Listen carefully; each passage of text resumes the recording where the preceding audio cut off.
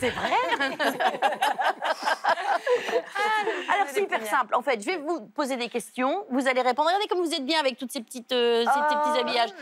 Et selon vos réponses, je vais vous dire si vous êtes dans votre époque, dans le passé ou alors carrément dans le futur, dans le cosmos. Alors, on va commencer avec un truc très simple. Je vais vous parler de vos habitudes. Et je me suis aperçue que vous n'étiez pas du tout présente sur les réseaux sociaux. Ouais. Plus de compte Twitter fermé en 2015, pas d'Instagram. Un compte Facebook, vous n'avez pas publié depuis des lustres. Ouais. Donc ma question, elle est simple. Est-ce que vous êtes tellement manche avec les réseaux sociaux que vous vous êtes dit, bon, je suis bloquée au Moyen-Âge parce que vraiment, ça ne m'intéresse pas? Ou alors, est-ce que vous êtes un petit peu en avance sur votre époque et vous vous êtes dit que l'avenir, c'était de protéger sa vie privée? Non, c'est pas calculateur. Facebook, j'y vais quand même beaucoup. Je regarde pas mal, mais c'est vrai que je poste pas. Et après, je suis plutôt réservée. Donc en fait, effectivement, oui, donc vous êtes... Je m'étale pas, ouais. Donc, moi, je dirais que vous êtes plutôt hipster. C'est-à-dire que vous êtes un petit peu en avance sur votre temps, quand Parce même. que vous pensez que ça, à terme, les gens vont forcément... oui. Les gens vont forcément se protéger un peu plus. C'est bien, vous êtes pas mal en hipster. J'adore. Hein? Bon, alors hipster pour la première. Un autre poste. Oui, si je vous dis fromage, est-ce que vous savez de quoi je parle? Fromage? Oui, fromage. Fromage. Il y a un temps ou pas? Non, il n'y a pas de temps, pas de buzzer.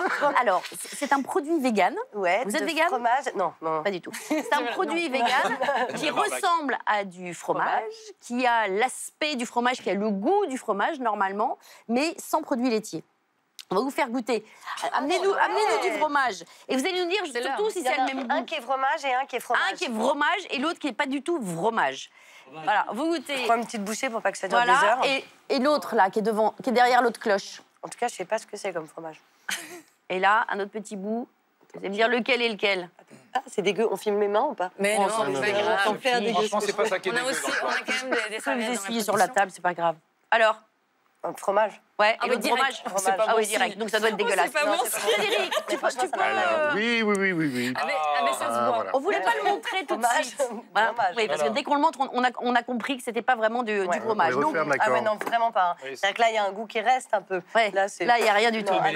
L'odeur reste également sous celui-ci. On n'a pas de... Bon, alors là-dessus, vous savez pas ce qu'était le fromage, mais très vite, vous avez compris le fromage, mais très vite, vous avez compris ce que c'était. Moi, je vous remets en hipster.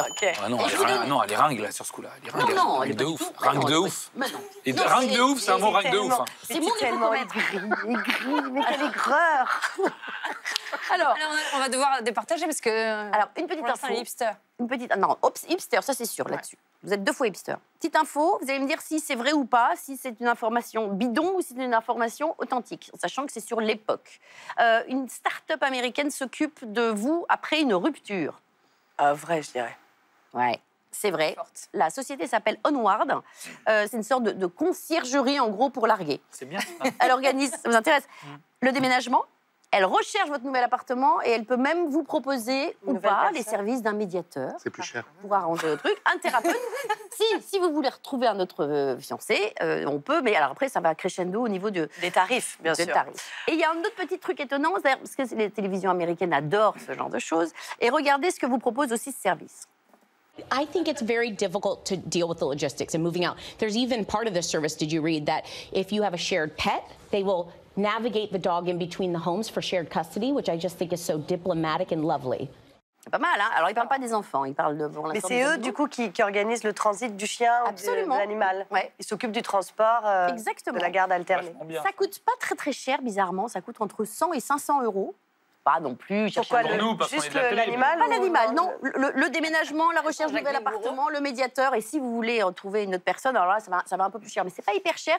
Ça a été lancé par deux Américaines qui se sont faites larguer toutes les deux à 6 mois d'intervalle.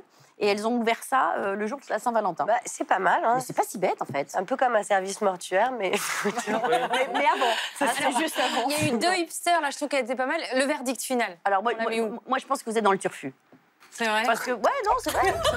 Regardez, j'aime bien. Regarde, le turfu. Ouais. Le turfu. En avant sur son époque.